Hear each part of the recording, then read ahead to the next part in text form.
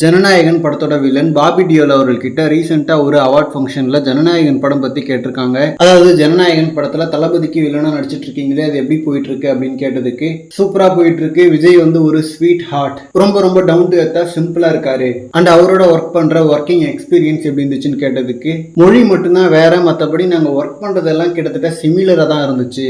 So தளபதியோட work பண்றது பெருசா டிஃபரன்ஸ் எல்லாம் இல்ல, ரெண்டு பேரோட ஒர்க்கிங் பேட்டர்னும் சிமிலர் தான் அப்படின்ற மாதிரி சொல்லியிருக்காரு. அண்ட் ஃபர்ஸ்ட் டைமா பாபி டியோல் அவர்கள் ஜனநாயகன் பத்தி இப்பதான் பேசியிருக்காருன்னு நினைக்கிறேன். படத்தோட பூஜை டைம்ல பார்த்தது, அதுக்கப்புறம் ஆளையே காணும். அண்ட் அனிமல் படத்துல பாபி டியோல் அவர்களுக்கு ஒரு மிகப்பெரிய நேம் கிடைச்சது. பட் அதுக்கப்புறம் தமிழ்ல வெளியான கங்கு அவருக்கு ஒரு ஃபிளாப்பா அமைஞ்சிடுச்சு. ஸோ ஹோப்ஃபுல்லி ஜனநாயகன் நல்லா அமையணும். ஆக்சுவலா ரீசெண்டா தான் லியோ படத்துல சஞ்சய் தத் அவர்கள் நடிச்சிருந்தாரு. லுக்ஸ்ல கிட்டத்தட்ட ரெண்டு பேருமே ஒரே மாதிரி இருக்கிற மாதிரி தான் தோணுது. ஹெச் இவர் எப்படி யூஸ் பண்றாரு அப்படின்றத பொறுத்து தான் இவரோட கேரக்டர் இருக்கு.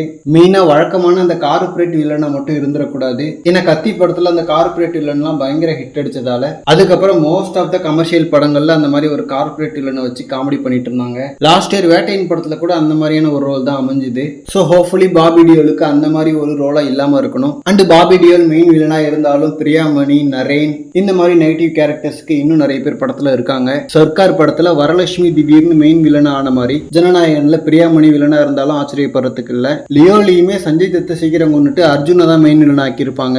ஸோ அதே மாதிரி ஜனநாயகன்ல என்ன சர்ப்ரைஸ் இருக்குன்னு சொல்லிட்டு வெயிட் பண்ணி பார்க்கலாம். அண்ட் இந்த மாதிரி தளபதி பார்த்தீங்கன்னா ஹாட்டான அப்டேட்ஸ்க்கு நம்ம விஜய் ஃபோர்ட் சேனலை சப்ஸ்கிரைப் பண்ணுங்க. தேங்க்யூ.